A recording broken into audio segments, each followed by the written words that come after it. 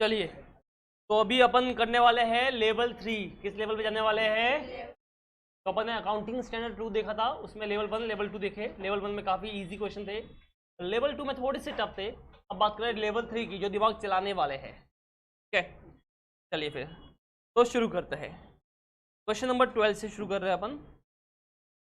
Opening inventory finish goods का दे रखा है 1000 kg 25,000 रुपये में लिया, और रॉ मटेरियल अपने 1100 kg लिया 11,000 में।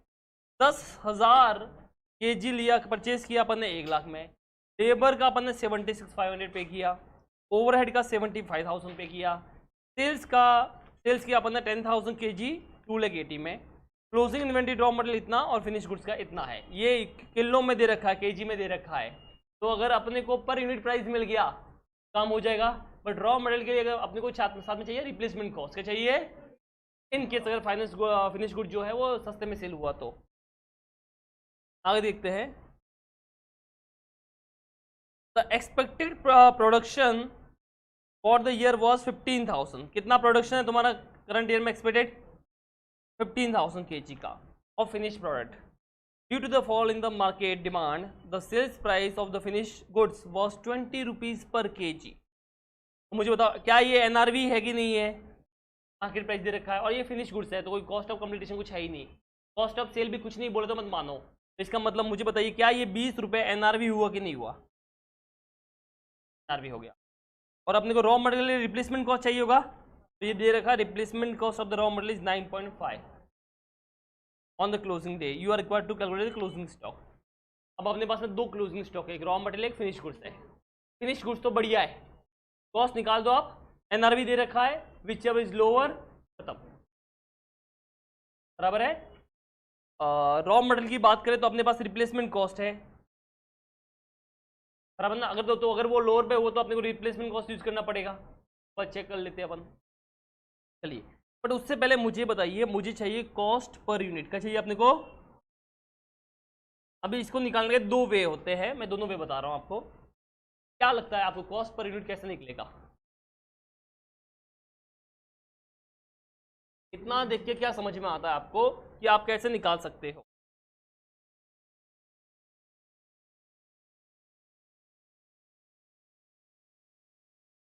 ये तो स्टॉक दे रखा है, ओपनिंग स्टॉक है, रॉ मटेरियल है। चलो मैं आपको सिंपल थोड़ा कर लेता हूँ।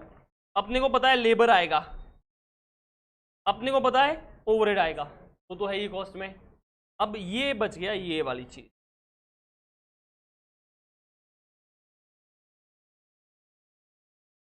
इसका क्या करना? ये थोड़ा सा ट्रिक। रॉ मटेरियल कैसे निकाल सकते हैं? हाँ, हाँ, वेरी गुड। क्योंकि देखो आपको चाहिए कॉस्ट ऑफ परचेज। क्या चाहिए आपको? सिंपल वे में बोलो, कितना आपने प्रोडक्शन किया उतना खर्चा आएगा ना। अरे तुमको खर्चा चाहिए, लेबर पे खर्चा किया, ओवरहेड पे किया। अभी आपको ये चाहिए, आपने जो गुड्स प्रोडक्शन किया उसमें कितना खर्चा हो, तो वो कैसे निकालेंगे? इसके लिए चाहिए आपने कितना प्रोडक्शन किया। प्रोडक्शन कैसे निकालते हैं मुझे बताओ? कितना यूज़ किया प्रोडक्शन, मतलब कितना यूज़ किया रॉ मटेरियल, बताओ। Opening add purchase minus closing stock. हम क्या कर सकते हैं, अगर अपने को चाहिए कि अपने कितना रॉ मटेरियल कंज्यूम किया,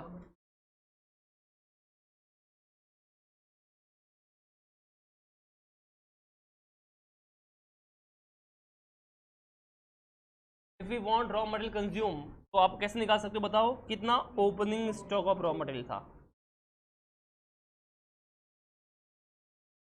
आ रहा है मतलब रॉ मटेरियल कितना था, कितना की जो था 1100, 1100 kg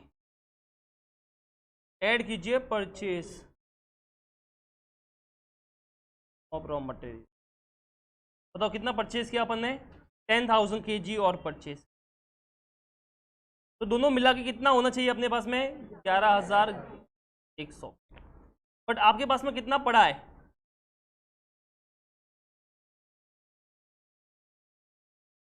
बताइए। 900। इसका मतलब आपने कितना कंज्यूम किया, कितना यूज किया? 1,200 की। क्या आ गया आपका रॉ मटेरियल कंज्यूम?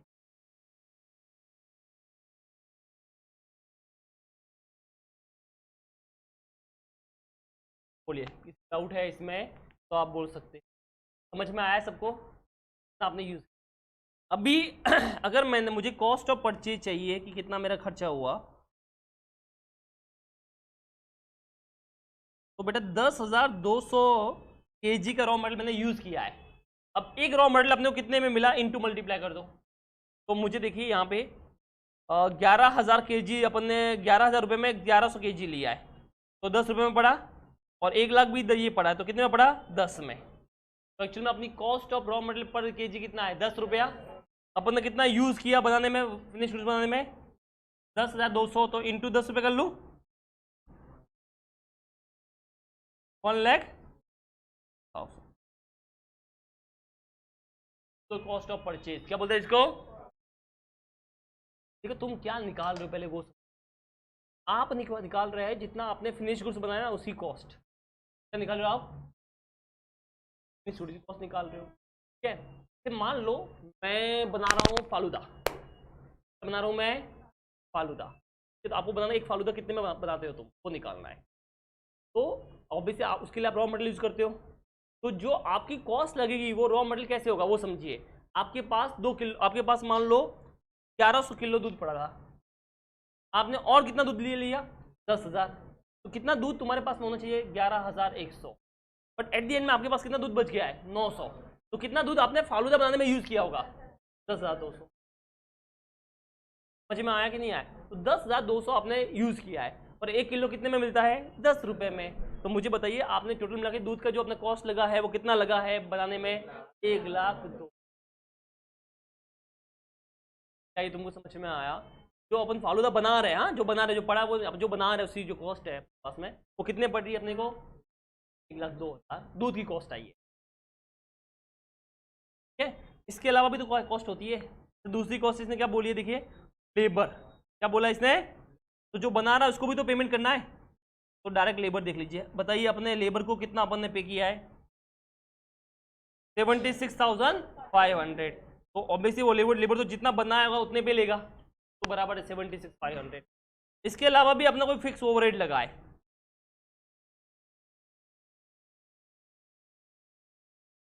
चलिए तो अगर आप देखोगे तो फिक्स ओवरहेड 75,000 है, कितना है, बट क्वेश्चन में बोला कि आपका जो है ना expected production, normal production 15,000 kilo है,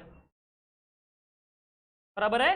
तो ऑब्वियसली अपन डिवाइड बाय क्या करते हैं, 15,000 पीछे भी हाई लेते हैं, 15,000 अपने लिया होगा।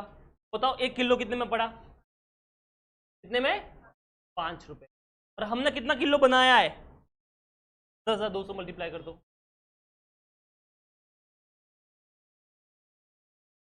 51,000। क्या ये तुमको समझ में आया? तो ये अपना ये भी हो गया, उसके अलावा क्या है, आगे कुछ भी नहीं है। बताओ टोटल कितना हो गया, 2,29,500। This is the total cost of production. मतलब जितना अपने फालूदा बनाया उसको बनाने में इतना खर्चा हुआ। क्या ये तुमको समझ में आया? अभी एक फालूदा का अपने को प्राइस निकालना है, क्या करेंगे, डिवाइड कर लो जितना बनाया, तो कॉस्ट पर यूनिट चाहिए अपने को। तो 2,29,500 डिवाइड बाय कितना किलो बनाया, 10,200, 20, this is the cost per unit. क्या ये आपको समझ में आया? अभी एनआरवी अपने को पता है 20 रुपया, तो बताओ वैल्यू किस पे करोगे, विच एवर इज लोअर। अच्छा कितना तुम्हारा फिनिश गुड्स बचा है तुम्हारे पास में, पहले वो बताओ कितना फिनिश गुड्स बचा है अपने पास में, 1,200। कितना पड़ा है, 1,200, 20 करो कितना होता है।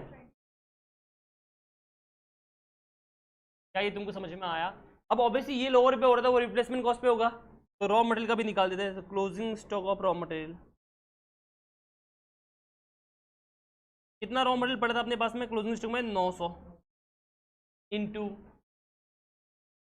बराबर ना, हाँ इंटू कितना रिप्लेसमेंट कॉस्ट है, 9.5 रुपया, करो कितना होता है, 8,550। therefore टोटल क्लोजिंग स्टॉक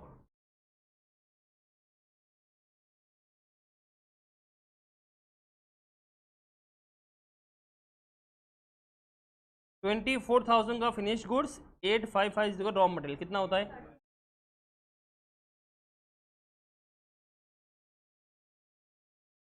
क्या ये तुमको समझ में आया? ये थी पहली मेथड, फर्स्ट मेथड। इसी चीज़ को हम शॉर्ट में भी दूसरे मेथड से भी कर सकते हैं। Final answer remain same. जैसे देखिए,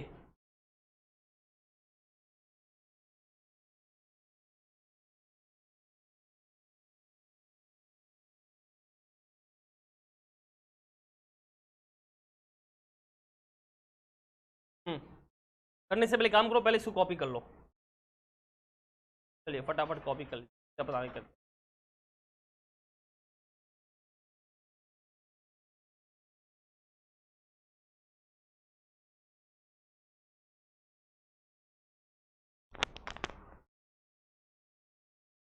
चलिए शॉर्टकट वाला वापस समझाता हूँ। आपने कितना केजी रॉ मटेरियल परचेज किया? 10,000, 1 लाख में, तो 1 किलो कितने में पड़ा? 10 रुपये में। तो 10 रुपये का अपना कॉस्ट ऑफ परचेज बराबर है। फिर आपने लेबर पे किया, कितना पे किया है?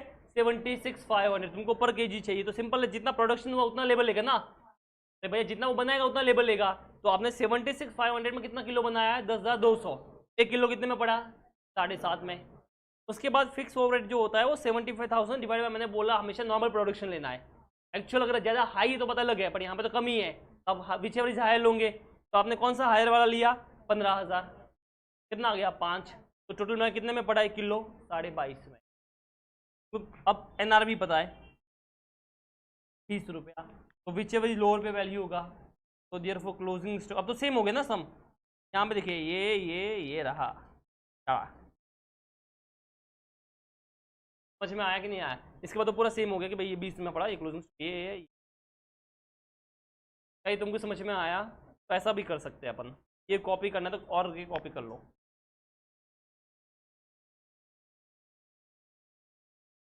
का मेथड डायरेक्ट पर केजी कॉस्ट निकाल।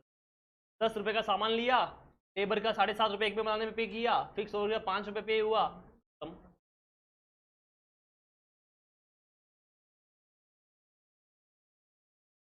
बट इसमें भी 10,200 निकालना पड़ेगा, तो लेबर तो जितना बनाएगा उतना लेगा ना।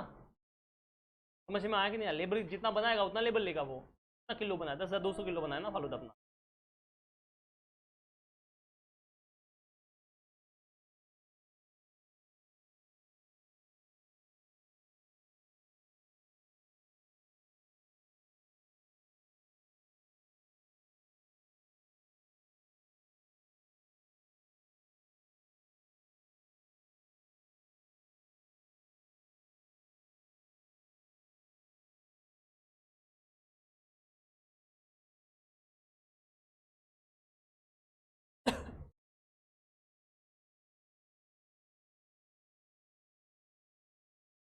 बोलिए क्या है? दोनों मेथड समझ में आई तुमको? ठीक है, तो ये हो गया अपना क्लोजिंग स्टॉक, क्वेश्चन नंबर 12। कौन सा हो गया अपना? हाँ, आगे बढ़ रहे हैं अपन। क्वेश्चन नंबर 11 पे आ जाओ। अच्छा क्वेश्चन है, इंपॉर्टेंट भी है। देखते हैं क्वेश्चन नंबर 11 में क्या है। करें शुरू? चलिए। The closing inventory at a cost of the company amounted to 11,38,800 on 31st March 2020। Closing stock दे रखा है, इस बार निकालना होता है। इस बार the following item were included at cost in the total. लो भाई साहब, इसने बोला कि ये आइटम एट कॉस्ट पे इंक्लूड है। आपको चेक करना पड़ेगा क्या वो कॉस्ट पे ही होना चाहिए था। अगर हाँ तो बराबर है, और अगर वो ना बोलता है तो रिमूव करना पड़ेगा कॉस्ट वाले को, और जो सही होगा वो लेके आना पड़ेगा। चलिए, 1600 यूनिट यानी 1600 unit of coat which had a cost of 150 each. 1600 coat अपने साथ पास में थे, एक का कितना पैसा था? 150 रुपया। This goods can be sold for 300। तो कितने में बेच सकते हैं अपन? 300 रुपये में। Subject to 5% brokerage on the proceed. आपको 5% का ब्रोकरेज भी पे करना पड़ेगा। पर कहानी में ट्विस्ट हुआ। क्या ट्विस्ट हुआ वो देखिए। Going to the defect in the manufacturer, हो गया थोड़ा उसमें ऊपर नीचे हो गया माप। They were be sold after the balance sheet date at 50% of their selling price. बाद में आप उसको 50% ऑफ सेलिंग। समझ में आया कि नहीं आया? तो आपको चेक करना पड़ेगा कि ये तुम्हारा गुड्स है, तो रूल के हिसाब से हमको वैल्यू करना चाहिए कॉस्ट और NRV which ever is lower ना। तो इसका जो कॉस्ट है बेटा वो है 150 रुपया, बट इसका जो एनआरवी है वो चेक करना पड़ेगा। अब एनआरवी कितना है वो देखिए, ये 300 रुपये का मार्केट प्राइस है, बट ये बोल रहा है कि सर 300 तो मिलेगा ही नहीं, 50% मिलेगा। तो 300 का 50% कितना होता है? 150 रुपया, माइनस आपको 5% का ब्रोकरेज पे करना पड़ेगा, बराबर ना? कितना आ गया? ये भाई साहब रूल हो गया। तो this is the cost and this is the NRV. अब ये बोल रहा है कि आपने कॉस्ट को इंक्लूड किया है, क्या बताइए कि कॉस्ट पे ही करना चाहिए था कि विच एवर लोअर एनआरवी पे करना चाहिए था? और उसने किस पे किया? ऐसे ही किया है। तो अभी कैसे सही करेंगे बताओ? कॉस्ट हटा देंगे, एनआरवी ऐड कर लेंगे, या तो ऐसे कर सकते हो, या डायरेक्ट डिफरेंस ले लो। आपने ऐड किया 150, करना था 142.5, आपने ज़्यादा कम ऐड किया कि कम किया? ज़्यादा। जितना ज़्यादा किया उतना माइनस कर लो। ये पर कोट है, तो आपने कितना एक्सेस किया है? 7.5 पर कोट, इनटू कितने कोट थे तुम्हारे पास में? 1600। तो आपने कितना एक्स्ट्रा ऐड कर लिया? तो आप 12,000 उसमें से माइनस कर लो। क्या ये तुमको समझ में आया? या फिर दूसरा ये होता है कि आप 150 कोट, 150 इंटू 1600 कोट ले लो, वो माइनस कर लो और फिर एनआरवी प्लस कर दो, तो भी 12,000 ही आएगा। समझ में आया कि नहीं आया? चलिए अपन इसको थोड़ा सिस्टमेटिक वे से करते हैं।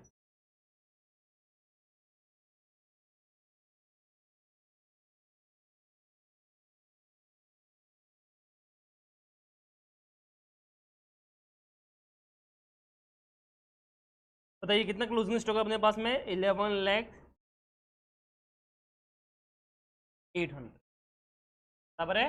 अब इसने कॉस्ट ऐड किया जबकि एनआरवी करना था, तो आप कॉस्ट को यहाँ से माइनस कर लीजिए क्योंकि कॉस्ट इसमें इंक्लूड है, और एनआरवी को प्लस कर दीजिए, या तो ऐसे कर सकते या डायरेक्ट डिफरेंस ले लीजिए। समझ में आया कि नहीं आया? अगर मान लो मुझे कॉस्ट माइनस करना है, तो मैं जो ये पहला जो वर्ड यूज़ कर रहा हूँ वो कर रहा हूँ कोड्स के लिए, तो मैं यहाँ पर लिख देता हूँ कोड्स।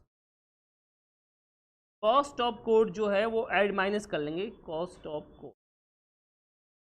चलिए बताइए कितनी कॉस्ट थी? एक की 150, नहीं कितनी थी? 150 इंटू कितने कोड्स थे तुम्हारे पास में? 1600। तो 2,40,000 आपने गलती से ऐड किया है, तो उसको माइनस कर लीजिए। बट इससे तो आपका कोड का इफेक्ट ही रिमूव हो गया। अपने को कोड तो लेना तो है ना इन्वेंट्री में, तो हम किस वैल्यू पे लेंगे? एनआरवी पे। तो यहाँ पे एनआरवी ऐड कर लीजिए।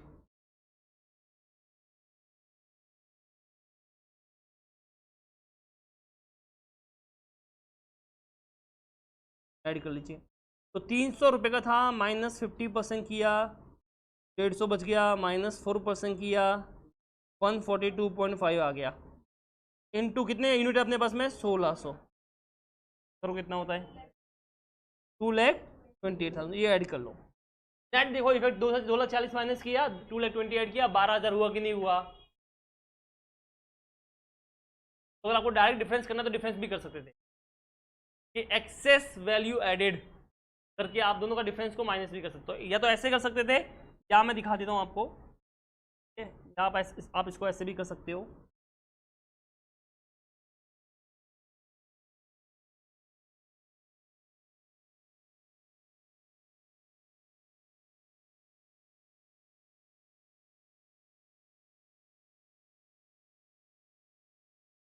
जो आपने एक्सेस वैल्यू टेकन किया, बराबर है। 150 रुपया कॉस्ट है, माइनस 142.5 एनआरवी है, इनटू कितना? 1600 है। करो कितना होता है? 12,000। दोनों में आंसर सेम ही आएगा,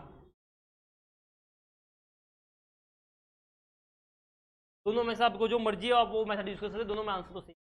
एक का हो गया, कोड का हुआ, अभी दूसरा ड्रेस बाकी है। समझ में आया तुमको? पीछे समझाए? पक्का? सर 5 है क्या? 5 है, सॉरी। हाँ तो मैंने अमाउंट शायद बराबर लिखा है, मैंने परसेंट रॉन्ग लिख दिया ना। हाँ ठीक है, 5%, इधर बराबर ली थी 5। हाँ डन। बोलो समझ में आया ये वाला? ये पहला हो गया कोड का। अभी दूसरा वाला देखिए, ये है dresses. 2000 unit of partly finish set of dresses, cost incurred till the date is 220। अभी तक जो आपने खर्चा किया 220 किया, तो cost is 220। This unit can be sold in the next year by incurring additional expense of 80 rupees. Next year में आपको 80 रुपये और खर्च करना पड़ेगा। एक्सपेक्टेड सेलिंग प्राइस 310 रुपया है, उसको बेचने का 15 रुपया और एक्स्ट्रा जाएगा। तो अब अपने को चाहिए इसमें कॉस्ट और एनआरबी। क्या चाहिए अपने को? ठीक है, तो जैसे मैंने यहाँ पे लिखा था वैसे यहाँ पे भी अपन कर लेते हैं एक बार कि इसका जो कॉस्ट अभी तक इंकर हुआ है कितना होता? 220। अभी अपने को इसका एनआरबी चाहिए। क्या चाहिए अपने को? ठीक है, तो कॉस्ट 220 था। एनआरबी कैसे निकालते बताओ? कि जो सेलिंग प्राइस है 310, उसमें से 15 रुपये खर्चा बाकी है सेल करने का, और आपको उसको कंप्लीट करने में और खर्चा कितना करना पड़ेगा? 80 रुपया, 80 रुपीज़, 215 सॉरी। अब आपने इसमें कॉस्ट ऐड किया है, जबकि रूल के हिसाब से एनआरबी करना चाहिए था, लोअर पीछे भी लोअर करना चाहिए ना। आपने कॉस्ट किया है तो आपने एक्सेस किया कि नहीं किया? तो अगर आपने 5 रुपये एक्सेस किया है एक ड्रेस पे, तो 2000 रुपये कितना हो गया? 10,000। 10,000 माइनस कर लो। सेम अगर इसमें एक्सेस वाला लूँगा मैं, तो यहाँ पे ये कोड का था, अभी यहाँ पे माइनस करेंगे एक्सेस वैल्यू ड्रेसेस। तो यहाँ पे देखिए कॉस्ट कितना आप देख लीजिए, 220।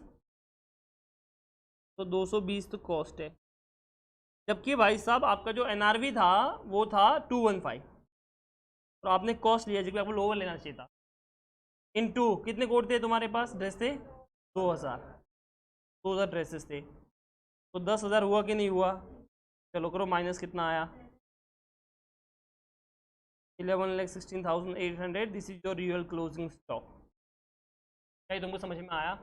अच्छा, इसको अगर वो पूरा रिमूव करना है, ये वाला करना, तो ये वाला भी कर सकते हैं, दूसरा वाला। तो यहाँ पे पहले हेडिंग डाल देते हैं ड्रेसेस। अब पूरा कॉस्ट एक बार रिमूव कर दो, तो यहाँ से पूरा कॉस्ट रिमूव कर दो। कॉस्ट ऑफ ड्रेसेस ये रिमूव कर देते हैं, ठीक है। चलो कितनी कॉस्ट है एक का? 220। तो 220 इंटू 2000,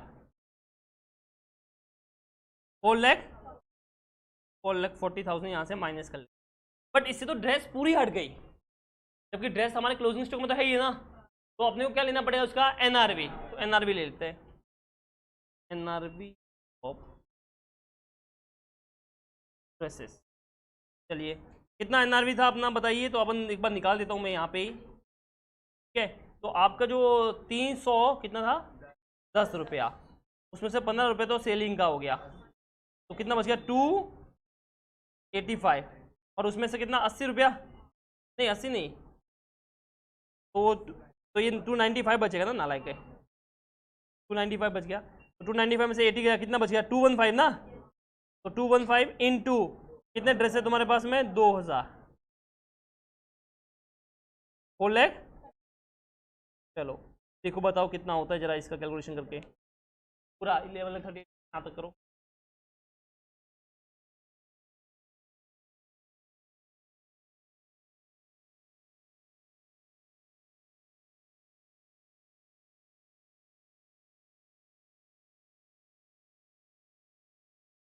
इलेवन लैख। क्या दोनों में आंसर सेम है कि नहीं है? बोलो समझ में आया? तो आप एग्जाम में ये वाला भी कर सकते हो और वो वाला भी कर सकते हो, उसमें डायरेक्ट डिफरेंस लिया है, कॉस्ट पे लिया है, एनआरबी पे लेना था, इतना एक्स्ट्रा ऐड किया तो इतना माइनस कर लो वापस। तो इसमें पूरा हटाया, रिमूव किया इफेक्ट पूरा, पहले कॉस्ट हटाया फिर एनआरबी ऐड किया, पूरा कॉस्ट हटाया एनआरबी ऐड। हाँ, अगर क्वेश्चन में ऐसा होता कि एनआरबी हाई होता, मान लो यहाँ पे जो एनआरबी है ना तुम्हारा, ये कितना था आया था? 215 ना, 215 ना अगर 230 आता तो कुछ नहीं करना था, कि उसने कॉस्ट को ऐड किया है और बराबर किया, कॉस्ट को ऐड करना था, तो उसको इग्नोर मारने का था, कुछ करना ही नहीं था। समझ में आया?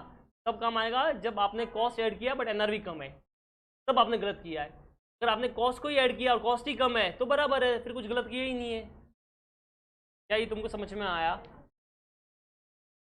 चलिए ये कॉपी करना है कर लीजिए, दोनों करना है, दोनों मेथड कर लो, एक करना है। एक तो ये तो दे रखा है, देखो ये वाला दे रखा है, तो अभी अपने क्या 4,40,000, 4,30,000, 10,000, 2,40,000 और ये, आप आई गेस ये वाला कर लीजिए, ठीक है।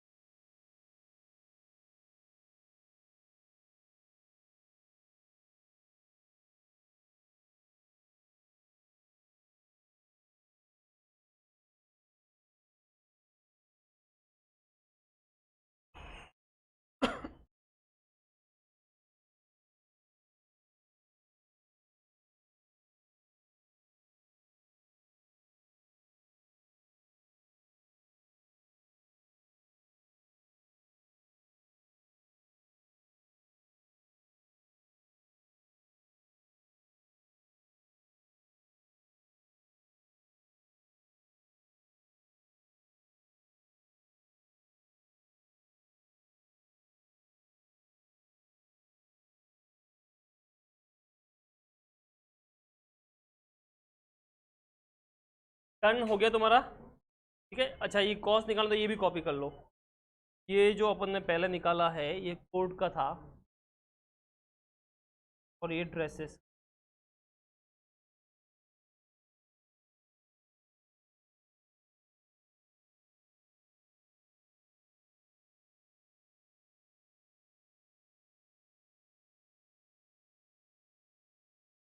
आपने कॉस्ट पर यूनिट कैसे निकाली, एनआरवी कैसे निकाली, उसका वर्किंग है।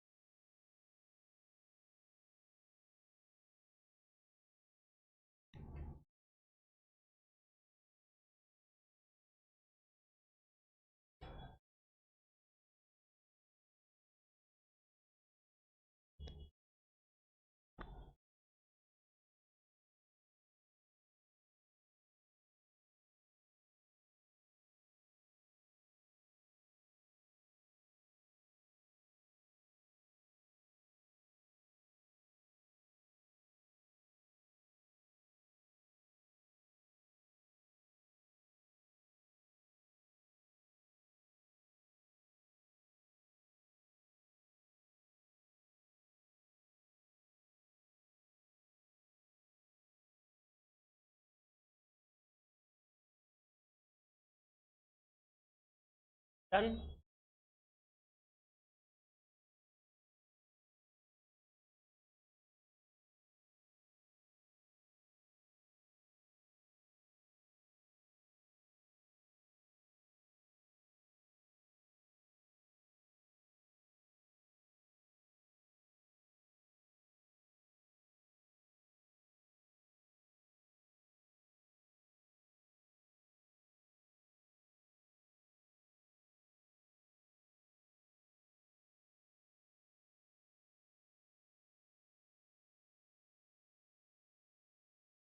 चलो हो गया सबका। तो ये हो गया आपका क्वेश्चन नंबर 11। कौन सा हो गया अपना? 10th हो चुका था, 11 भी हो गया, 12 भी हो गया, 13 राइट, 14 भी, 15 भी हो गया, फिर 17 वाला खंड। चलो 17 वाला तुम करके बताओ।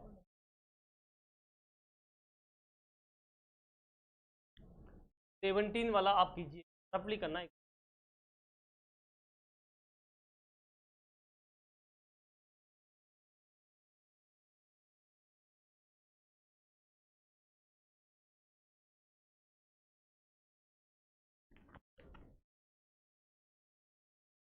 चलिए, तो क्या किया आपने, देखिए क्लोजिंग स्टॉक अपने को दे रखा है बराबर ना, finish goods of the company amounted to 4,50,000। अब ये बोला 100 कोट जो है उसको 2,200 रुपये का कॉस्ट है। नॉर्मली 4,000 में सेल होता है, बट 50% का डिफेक्टिव हो गया, तो कितने में सेल होगा? 2,000 में, बराबर है। तो 2,000 इंटू कितने कोट है तुम्हारे पास? 100। या तो आप उसको रिमूव करो, उसको ले लो ऐसा, या फिर डिफरेंस ले लो। तो 2,000 और 2,200 का डिफरेंस आपने कितना एक्स्ट्रा लिया? 200। 200 आपने एक्स्ट्रा लिया है, इंटू 100 कोट पे कितना होगा? 20,000। तो 20,000 आपको इधर से माइनस करना है पहले वाले सब में। ये मजेदार है। B, shirt which had cost of 50,000, net realisable value of the balance sheet is 55,000, commission is 10%। तो अगर आपने ऐसा किया है 55,000 माइनस 10%, 49,500 और 50,000, पीछे भी लोअर के हिसाब से आपने 500 एक्स्ट्रा लिया और फिर माइनस किया, तो आपने गलत किया है। क्यों? ऑलरेडी यहाँ पे एनआरवी दिया है, तो तुम माइनस करके नया एनआरवी क्यों निकाल रहे हो?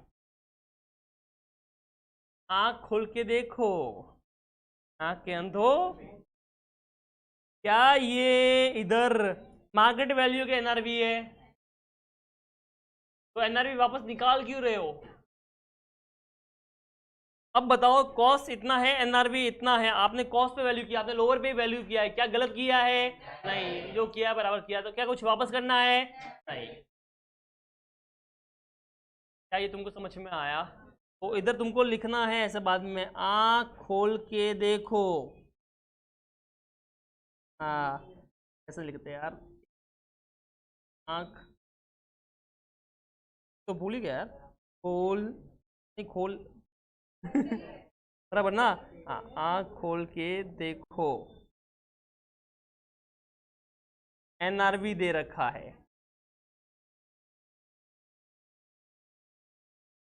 क्या ये तुमको समझ में आया? बंदो, आँख खोल के देख लेना, एनआरवी दे रखा है ना कि मार्केट प्राइस, तो वापस एनआरवी निकालना। निकाला तो गए तुम। क्या ये तुमको समझ में आया? तो बड़े बड़े ध्यान से पढ़ना बेटा, आईसीआई है, कर सकता है। हाँ, यहाँ जैसे इससे ऊपर वाले में देखो, यहाँ पे क्या था कि वो डिफेक्ट था और मार्केट प्राइस दे रखी थी। 4000 जो है वो सोल्ड प्राइस है, सेलिंग प्राइस है। फिर ये एनआरवी नहीं है, हमने बोला selling price not NRV, but यहाँ पे ऑलरेडी एनआरवी दे रखा है, तो वापस करना। बस इसका कुछ नहीं करना है, इग्नोर। क्या ये तुमको समझ में आया? सही है। किसी को भी इसमें डाउट है तो आप बोल सकते हो। समझा? आगे बढ़ रहे क्वेश्चन नंबर 17। बट उससे पहले आपको एक कॉन्सेप्ट समझना पड़ेगा जिसका नाम है by product and joint product.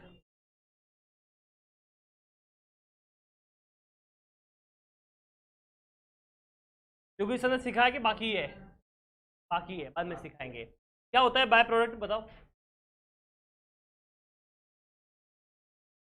एक को बना रहे कुछ और बन गया, ऐसा?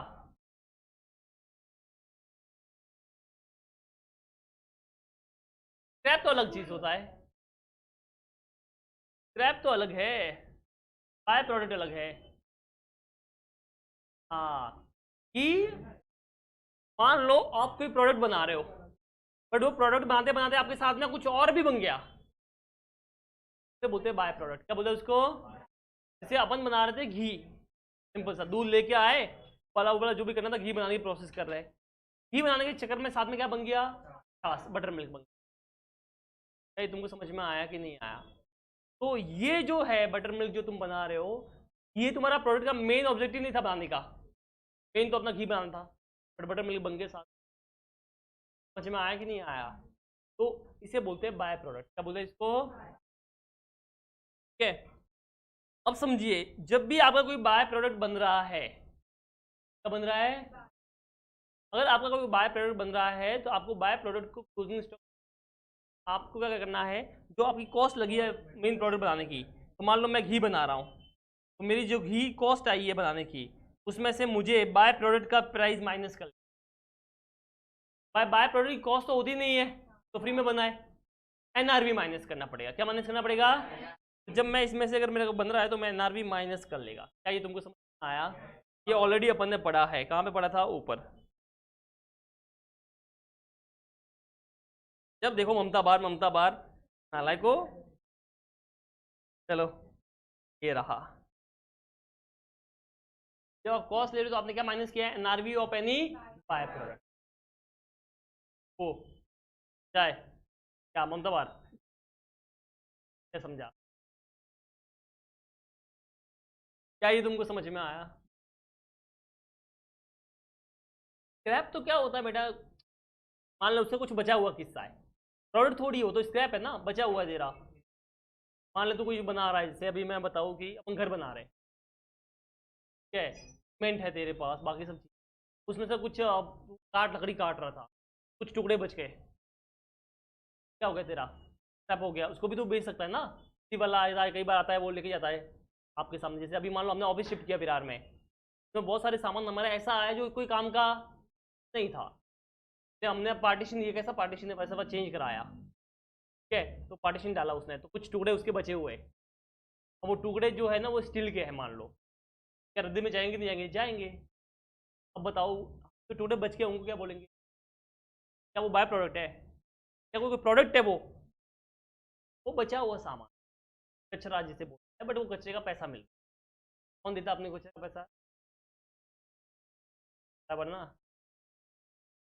लेकिन नहीं, अभी है ना ऐसा कुछ गाड़ी वाला आया। चलो, क्या ये तुमको समझ में आया? चलिए आगे बढ़ते हैं।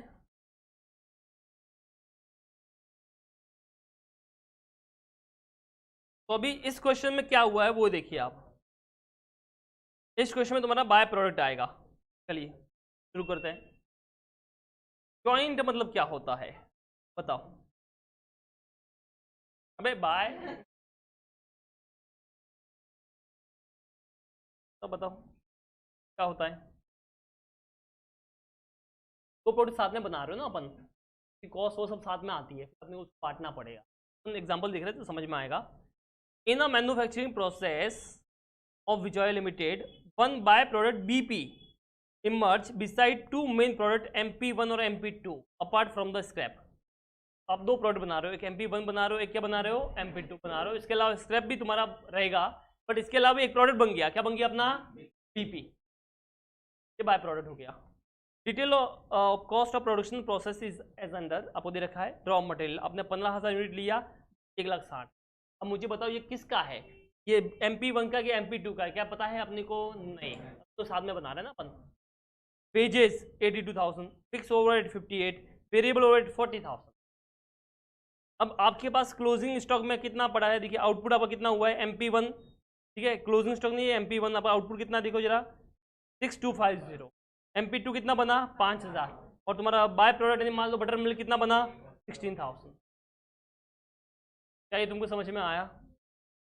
अब इधर देखो क्लोजिंग स्टॉक तुम्हारे पास कितना बचा है, इसमें से 800, और इसका कितना बचा है 200। क्या ये तुमको समझ में आया?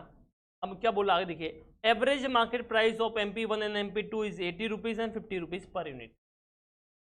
मार्केट प्राइस क्या आपकी MP1 की 80 और इसकी कितनी है 50। बाय प्रोडक्ट जो है ना वो सोल्ड होता है, मतलब बाय प्रोडक्ट की NRV 25 रुपया है। There is a profit of 5,000 on the sale of the by product. जब आप बाय प्रोडक्ट बेचते हो 5,000 रुपये कमाते हो। After incurring separate processing charges 4,000 रुपया। बट वो बाय प्रोडक्ट को सेपरेट करने के लिए, छाछ को सेपरेट करने के लिए आप कितना पे करते हो 4,000 रुपये। फिर छाछ को बेचने के लिए पॉलीथीन का कितना यूज़ करते हो पैकिंग चार्जेस का 6,000। ठीक है, 6,000 was realise from the sale of the scrap. आपको स्क्रैप बेचने से कितना पैसा मिला 6,000। Calculate the value of the closing stock of MP1 and MP2। सबसे पहले अपने को चाहिए कॉस्ट, क्या चाहिए अपने को? NRV दे रखा है 80 और 50, फिर कंपेयर कर लेंगे। पर सबसे पहले अपने को चाहिए कॉस्ट, क्या चाहिए अपने को? अब कॉस्ट कैसे निकालेंगे?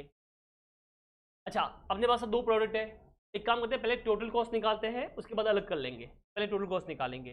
तो रॉ मटेरियल कितना आया तुम्हारा 1,60,000, कितना आ गया? ठीक है, 1,60,000 का रॉ मटेरियल आ गया। उसके बाद क्या लगा वेजेस 82,000 का। उसके बाद क्या आया तुम्हारा 58 का फिक्स ओवरहेड। उसके बाद क्या आया वेरिएबल ओवरहेड, कितना आया 40,000 का। तो टोटल कॉस्ट जो तुम्हारी है अभी तक कितना खर्चा किया तुमने 3,40,000। और क्या ये बाय प्रोडक्ट जो है उसको अलग से दिखाएंगे या यहाँ से माइनस करेंगे? यहाँ से माइनस करेंगे। बट बाय प्रोडक्ट का माइनस क्या करता हूँ, मार्केट प्राइस करता हूँ कि NRV करता हूँ? NRV, सबर से NRV। हाथ में कितना पैसा आएगा वो, तो मुझे बताइए बाय प्रोडक्ट का कितना पैसा आएगा। कितना बाय प्रोडक्ट बना, छाछ कितनी बनी 1,600 इंटू एक छाछ कितने में सेल होती है 25 में, कितना आ गया 40,000। बट उसके लिए अपने को कितना खर्चा करना पड़ेगा 4,000 का अलग से करना पड़ेगा प्रोसेसिंग का, और 6,000 रुपये का पैकिंग चार्जेस भी। तेरे हाथ में कितना पैसा आएगा छाछ का 30,000।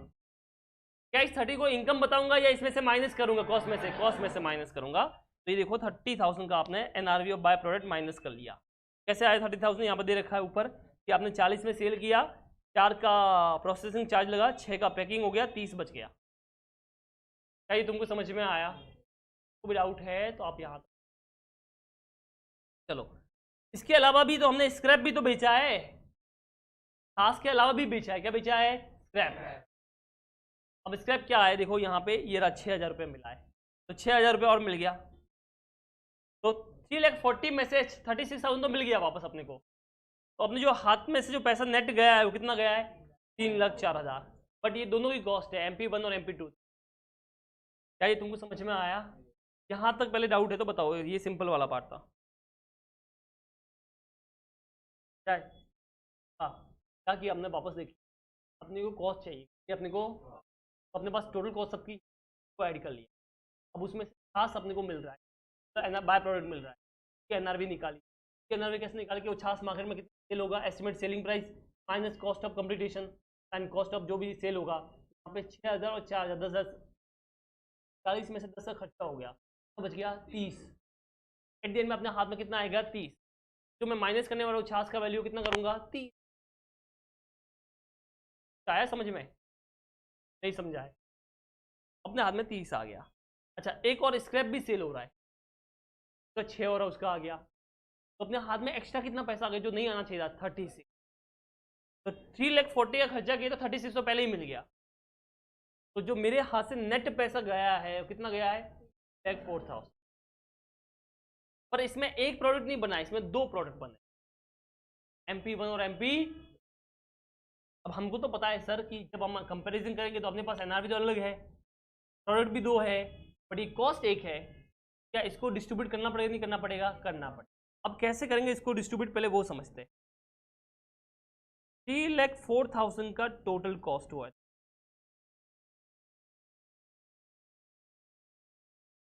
ठीक है,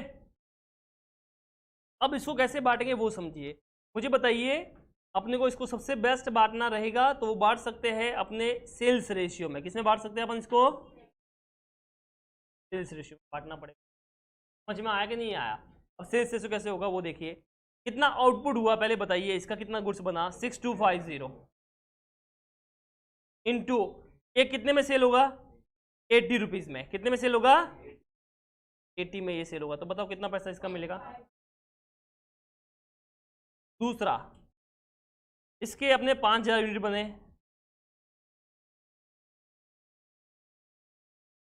पांच हजार इंटू कितने में सेल होगा ये 50 रुपए में। तो मुझे बताओ इसका कितना आ गया 2,50,000। क्या ये तुमको समझ में आया? तो अपना रेशियो क्या हो गया 2:1। तो बांटिए पे 2:1 में, तो बताओ कितना कॉस्ट आता है 2 लाख का 1,01,000 ना 00 बस। अरे यार अच्छा 10133 ऐसा बोल। क्या ये तुमको समझ में आया? क्या मिल गया ये अपने को? क्या मिल गया ये अपने को? कॉस्ट कि इसका जो पहला वाला प्रोडक्ट था MP1 का, ये MP1 है और ये MP2 है। दोनों का कॉस्ट मिल गया अपने को। इसका इतना खर्चा, इसका इतना खर्चा। अभी अपने को चाहिए पर यूनिट कॉस्ट। क्या चाहिए? अब तो डिवाइड बाय क्या करेंगे बताओ? आउटपुट। कितना आउटपुट था इसका 6250, इसका 5000, 32.43 और इसका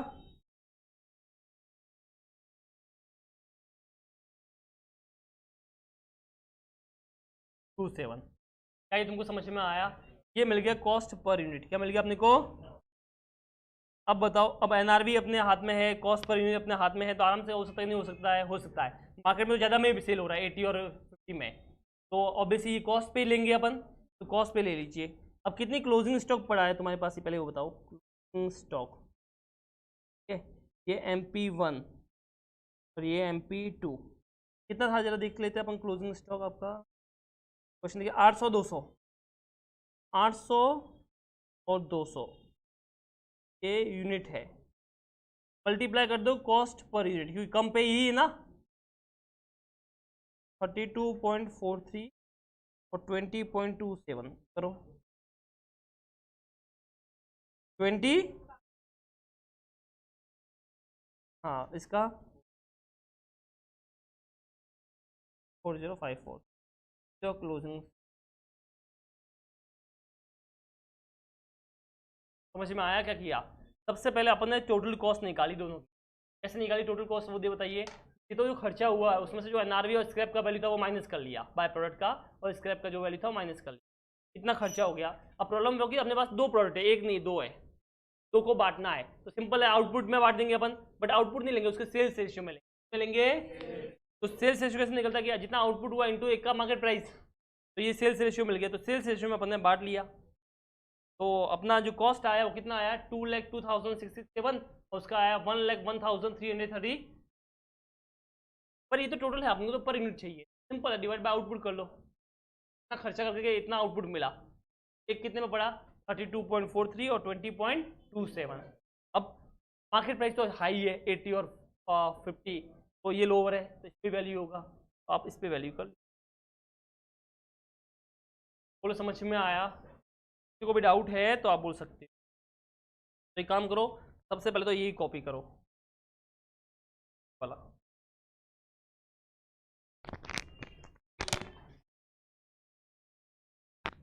चलिए, तो अभी अपन करने वाले हैं क्वेश्चन नंबर 18, लास्ट क्वेश्चन है आपका। क्या है इस क्वेश्चन में? Sun limited has fabricated special equipment solar power panel during 14-15 as per the drawing and design supplied by the. तो हम क्या बना रहे हैं? हम कुछ स्पेशल इक्विपमेंट बना रहे हैं सोलर पावर पैनल के, ठीक है। और जो कस्टमर बोलता है उसके हिसाब से बनाएंगे। वो बोलते हैं मेरी छत बड़ी है तो बड़ा, छोटी है तो छोटा, यहाँ ऐसा वैसा, जो बोलेगा वैसे उसके हिसाब से बना देंगे, ठीक है। However, due to the liquidity crunch, the customer has requested that the company for postponement in the delivery schedule. ये हमने कुछ बना दिया, कुछ बाकी है। सर अभी 2 महीने बाद तो बोला okay, and requested the company to withhold the delivery of the finished goods product. और बोला सर अभी आपके पास ही रखो, मैं बाद में लेके जाता हूँ, okay. And discontinue the production of the balance item, और जो नहीं बना सर उसको मत बनाओ, जितना बनाया उतना आपके पास में रखो, मैं 2 महीने बाद आपसे लेके जाएगा। समझ में आया? मान लो अपने ऐसे सोलर पावर पैनल बनाए 50-60, 100 का ऑर्डर था, 60 होते ही वो बोल दिया कि भैया अभी मेरे पास पैसा नहीं है तो अब 60 ही बनाओ, आगे मत बनाओ। बोला ओके, प्लस 60 लेके जा। तो सर अभी नहीं लेके जाऊँगा, अभी मैं बाहर जा रहा हूँ, मैं 3-4 महीने बाद आऊँगा फिर लेके जाऊँ, अभी मेरे पास पैसा। क्या ये तुमको समझ में आया? As the result of the above, the details of the customer balance and the goods held by the company as the work in progress and finished goods as on 31st March 2016 are as under। तो आपको ये detail दे रखी है। पहला, तुम्हारे पास में कितने solar power panel जो है वो WIP है, बीच में है, मतलब पूरे नहीं हुए, 85 लाख के। कितने तुम्हारे पास बन के रेडी है? 55 लाख के। और तुम्हारा डेटर्स कितना है? 65। आप उससे कितने पैसे मांग रहे हो? 65 लाख रुपये सभी मांग रहे हो। The petition for the winding up against the customer has been filed during the 15-16 by the Sun Limited। तो अभी हमने केस भी कर लिया कस्टमर के ऊपर के भाई पैसा नहीं दे रहा हमारा नालायक। आगे देखिए, comment with the explanation on the provision to be made for 205 lakh including the sundry debtors. तो वो बोल रहा है कि सब मिला के कितना होता है? 205 लाख होता है, तो इतने का प्रोविजन बनाने का है, ठीक है। और finish goods and work in progress in the financial statement 15-16। और आपको बताना है कि कैसे आप अपने स्टॉक को वैल्यू करो। तो पहली चीज आपको ये बताइए, जो ये WIP और फिनिश गुड्स है, क्या तुम्हारा स्टॉक होगा कि नहीं होगा? पहले डेफिनेटली, अभी तक सेल हुआ, सेल हो गया होता तो अपना स्टॉक नहीं होता है। अभी तक सेल हुआ, समझ में आया? तो उसने पैसा नहीं दिया, हमने बना के रखा है, स्टॉक तो है ना। कि what is the definition of stock, पहले वो समझ। तो यहाँ पे दे रखा है पहले स्टॉक की definition. From the fact given in the question it is obvious that Sun Limited is the manufacturer of the solar power panel. तो भाई हम तो सोलर, क्योंकि वो बोल रहा है हम बना रहे हैं तो हम वो मैन्युफैक्चर हो गए उसके। As per the years to valuation of inventories, inventories are asset, ठीक है, held for sale in the ordinary course of the business, ठीक है। दूसरा, in the process of the production of for the such sale, यानी raw material WIP, and in the form of material और supply to be consume in the production process और rendering of the service. तब raw material भी अपना stock होता है, WIP भी होता है, फिनिश गुड्स भी होता है।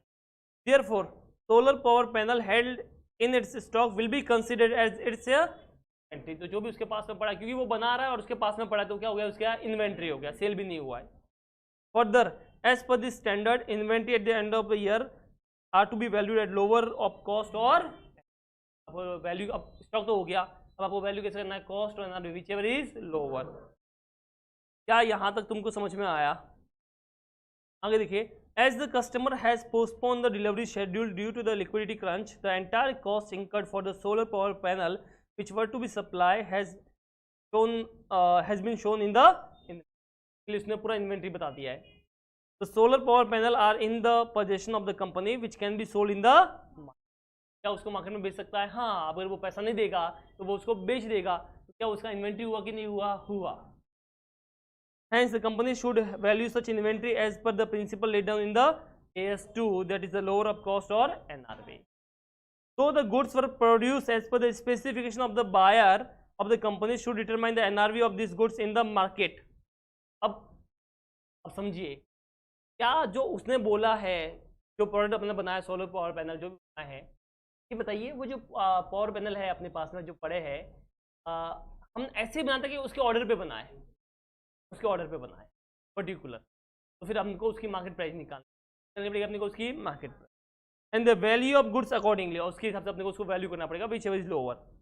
Change in the value of such solar power panel should be provided in the books. मतलब अगर कम हो गया तो आपको उतना लॉस बुक करना पड़ेगा. In the absence of the NRV of the WIP and finish goods product given in the question, assume that the cost is the lower, the company shall value its inventory as per the AS2 140 lakh. अब इस question में क्या हमारे पास में NRV है? बताइए, क्या इस क्वेश्चन में अपने पास में NRV है? नहीं. तो हम इसमें दो चीज अज्यूम कर सकते हैं. पहला कि जो NRV है मार्केट प्राइस है वो इससे हाई है, तो हमको इस पे किस पे वैल्यू करना चाहिए? कॉस्ट पे करना चाहिए. तो दोनों का टोटल मारो कितना होता है? 140. तो अपन किस पे वैल्यू करेंगे? 140. क्या ये तुमको समझ में आया? तो हमने ये माना कि NRV हाई है. NRV क्या है? हाई. ठीक है. दूसरा आगे क्या बोलता है? Alternatively if it is assume that there is no buyer for such fabricated solar power panel, अगर हम ये मान लें कि इसका कोई खरीदार है ही नहीं, then the NRV will be the, तो आपका NRV क्या हो जाएगी? 0. In such case full value of finish goods and WIP provided for in the books. अगर ये मान लेते कि वो ऐसे कोई लेगा ही नहीं, तो फिर अपने NRV 0 मान ली, तो अब अपने को उसका पूरा पूरा लॉस दिखाना, पूरा पूरा लॉस प्रोवाइड कर लेंगे बुक. दो आंसर अपने पास में आते हैं. पहला आंसर ये आता है, पहले तो इसने क्या बोला समझिए. पहला तो ये बोल रहा है कि ये दोनों तुम्हारे क्लोजिंग स्टॉक है. क्या है तुम्हारे दोनों? AS2 के हिसाब से कॉस्ट और NRV which ever is lower पे वैल्यू करना पड़ेगा. कॉस्ट तो हमारे हाथ में है, NRV हमारे हाथ में नहीं. अब NRV दो वे से अज्यूम कर सकते हो. पहला आप ये अज्यूम कर लो कि NRV जो है that is more than cost. Market में ले ही ले, कोई तो ले ही लेगा, ऐसा माना है. मुझे बताओ आप किस पे वैल्यू करेंगे? कॉस्ट पे करेंगे क्योंकि लोअर कॉस्ट हो गया. दूसरा ये मानते हैं कि कोई खरीदार है ही नहीं, तो अब NRV कितना हो गया? 0. अब क्लोजिंग स्टॉक 0 हो गया, तो जो लॉस होगा वो पूरा बुक कर लेंगे कि इतना अपना लॉस हो गया. क्या ये तुमको समझ में आया? प्रोवाइडेड इन द बुक्स मतलब लॉस प्रोवाइड करना है. Will be provide in the books मतलब क्या बुक प्रोवाइड कर लेंगे उसको? खरीदार है ही नहीं ना, तो लॉस हो गया. अब ये तो बात हो गई इसकी. अब इसने एक बात की थी डेटर्स की, पता है ना, प्रोविजन बनाना है डेटर्स के ऊपर. क्या बोलता है? As regards sundry debtors balance, since the company has filed a petition for the winding up against the debtors in 15-16, it is probable that the amount is not recovered from the party. Hence, the provision for doubtful debt of 65 lakhs should be made in the books against the debtors. तो अपने को पता है कि कभी मिलने वाला था, हम पूरा पूरा प्रोविजन. क्या ये तुमको समझ में आया? तो इस क्वेश्चन में दो चीजें थी. पहला प्रोविजन फॉर डाउटफुल डेट, दूसरा क्लोजिंग स्टॉक को वैल्यू करना. एक बार मैं पूरे सम को वापस समझा रहा हूँ, ध्यान से सुनना. मैं कोई बंदा हूँ जो कोई चीज़ बना रहा हूँ, समझ में आया कि नहीं आया? तो मैं कोई मान लो पावर पैनल बना रहा हूँ, सोलर पावर पैनल बना रहा हूँ मैं. अब ये मेरे पास में आती है, सर बोला मुझे 1.5 लाख का पावर पैनल, मैंने कुछ पावर पैनल बना दिए. फिर ये बोलते सर रुक जाओ, बस पैसा नहीं है, मैंने काम रुक. अब कुछ आधे अधूरे बने पड़े, कुछ पूरे बने पड़े, और कुछ तो बनाने बाकी है. जो बनाने बाकी है वो छोड़ दो, काम ही शुरू नहीं किया. अभी अपने पास में कुछ आधे अधूरे है, कुछ पूरे है. ठीक है. अब मैंने बोला पैसा ला, बोले पैसा मेरे पास में है. अब तक समझ में आया? अब हमको क्या करना है? वो तो ठीक है, इसको छोड़ो, बाद में देख. अब मेरे पास में जो बने हुए पड़े हैं उसको मैं कैसे वैल्यू करूँ? क्योंकि सेल तो हुआ नहीं है. सेल हुआ तो पता लगती है, वो अपने पास में ही पड़े. तो ये बोलता कि वो AS2 के हिसाब से इन्वेंट्री है. क्यों? साला किसका काम कर रहा है? सोलर पावर पैनल का. और तेरे पास में वो गुड्स पड़ा है, तो तेरा गुड्स है कि नहीं है? WIP भी गुड्स में आता है, फिनिश गुड्स भी आता है, तो तेरे गुड्स हो गए. तो अभी काम इसको वैल्यू कर. अब वैल्यू कैसे करते हैं बताओ? कॉस्ट पे और NRV which ever is lower. Cost तो हमको पता है इतना खर्चा किया. अब NRV में दो ऑप्शन हो सकते हैं अपने पास में. पहला कि वो मार्केट में सेल हो जाएंगे, अभी कितने में सेल होंगे वो नहीं पता. तो in case you can assume कि भाई ऑब्वियसली से ज़्यादा में होने वाले हैं, तो अपने को इस पे ही वैल्यू करना है. मतलब सेल होंगे मान लो 300 लाख में, कितने में होंगे? रूल के हिसाब से दोनों को विच एवर लोअर पे वैल्यू करना पड़ेगा, तो हम इस पे ही करेंगे. ये फर्स्ट आंसर हो गया. दूसरा, हम ये मानते हैं कि NRV कम है या है ही नहीं. कम है तो कम पे वैल्यू करेंगे, लॉस बाकी लॉस प्रोवाइड हो जाएगा। बट मान लेते हैं एनआरवी 0 है, कोई खरीदार है ही नहीं क्योंकि स्पेशल ऑर्डर था, उस केस में तुम्हारा स्टॉक तो होगा नहीं, तो पूरा पूरा लॉस माना जाएगा, क्या माना जाएगा? पूरा पूरा लॉस, पूरा पूरा बुक्स में। ये पहला हो गया। दूसरा डेटर्स के बारे में बात करते हैं। किसके बारे में बात करते हैं? मेरा जो डेटर्स है अब 65 लाख, क्या हमने केस फाइल किया है तो क्या अभी वो देगा अपने को? सोच के देखो, हमने उसके ऊपर केस फाइल किया है तो क्या उसके आने के चांस है? नहीं। बट बेड डेप्स नहीं हुआ है, अभी तो हमने केस फाइल किया है। तो जब हमको पता होता है कि हमने केस फाइल किया तो हम उसके ऊपर क्या बनाते हैं? प्रोविजन। तो यहाँ पे डेटर्स में 65 लाख दिखाऊंगा या उसके ऊपर पूरा प्रोविजन बनाऊंगा? पूरा प्रोविजन, 65 लाख का पूरा प्रोविजन। इतना ही था। बोलिए, क्या ये तुमको समझ में आया? किसी को भी डाउट है तो आप बोल सकते हो। तो ये लास्ट वाला पार्ट अपन पढ़ते हैं, बाकी तो सब इसमें फालतू है, डेफिनेशन वेफिनेशन समझा है। तो यहाँ से अपन शुरू करते हैं। देखिए यहाँ से शुरू, ठीक है, यहाँ से देखिए, ठीक है। The solar power panel are in the possession of the company which can be sold in the market, hence the company should value such as a inventory, ठीक है। और इन्वेंट्री में आपको पता है लोअर ऑफ द कॉस्ट और NRV के हिसाब से। So the goods were produced as per the specification of the buyer of the company to determine the NRV of these goods in the market। तो आप जाओ मार्केट में पता करो NRV and the value of goods accordingly, उसके हिसाब से आप वैल्यू करो। Change in the value of solar power panel should be provided in the books। अगर तुम्हारा वैल्यू कम होता है तो उतना आपको एडजस्टमेंट करना पड़ेगा बुक्स में। In the absence of the NRV, अगर कभी NRV नहीं मिलता है मान लो, तो WIP ऑफ फिनिश गुड्स जो भी है आप अज्यूम कर सकते हो कि NRV हाई होगा और कॉस्ट कम होगा। तो अपन किस पे वैल्यू करेंगे इसको? कॉस्ट पे। कॉस्ट कितना था अपना? दोनों का ऐड कर लो, 85 लाख इसका, 55 उसका, कितना हो गया? 140। अपना क्लोजिंग स्टॉक अपन कितना दिखा देंगे? 140। या अगर अपने पास NRV अवेलेबल नहीं है तो हम दूसरा भी अल्टरनेटिव आंसर ले सकते हैं। अगर ये मान लेते हैं कि उससे कोई बायर नहीं है, किसी और के छत पे लगेगा नहीं, ऐसा ही था वो, चलते खराब हो जाएगा, ऐसा कुछ था। In such case the NRV will be, in such case full value of finish goods और WIP जो भी पूरा वैल्यू है पूरा पूरा लॉस मान लेंगे, will be provided in the books, मतलब पूरा पूरा बुक्स में प्रोवाइड कर लो, ये लॉस मानना। इसके अलावा क्या बोला इसने डेटर्स के बारे में? As regards sundry debtors since the company has filed the petition for the winding up against the customer in 15, winding up के लिए अपन ने बोला कि भाई हमारा हिसाब कराओ, हम मरे तो मरे, हमको मतलब नहीं है। अब मुझे बताओ क्या अभी अपने पैसा मिल सकता है? नहीं। डेटर्स ने भी वाइंडिंग अप कर रहा है बिजनेस का, बहुत कम चांस है। It is probable that they not recover from the party, तो ये बहुत कम chance. Hence the provision for doubtful debt for 65 lakh पूरा ही बना दो, shall be made in the books against the, दो पार्ट हो गए, ऊपर वाला स्टॉक का, नीचे डेटर्स। क्या ये तुमको समझ में आया? ठीक है, तो ये हो गया क्वेश्चन नंबर 18 और अपने 18 क्वेश्चन सारे के सारे कर लिए, राइट। इसके साथ ये चैप्टर क्या हो गया? खत्म। बोलो भारत माता की जय। बोलिए, इसको डाउट है तो आप बताइए।